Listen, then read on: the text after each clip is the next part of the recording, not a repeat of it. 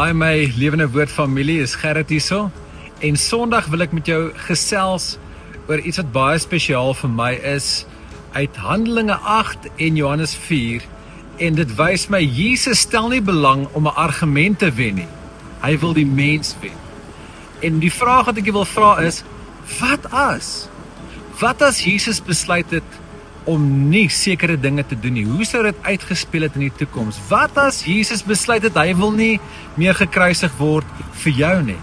Hoe sou jou toekoms uitgespeel het? En ek het vir jou baie goeie nuus oor waarin Jesus belangstel met hierdie vraag, wat as? So ek sien jou Sondagoggend hierso by Lewende Woord Centurion, 9 uur skop ons af, bring jou vriende, familie, ek dink dit gaan miskien koud wees, hier is lekker koffie, kom geniet die oggend saam met ons en mag Here in jou hart ietsie kom wakker maak met die tema van wat as. Sien jy dan?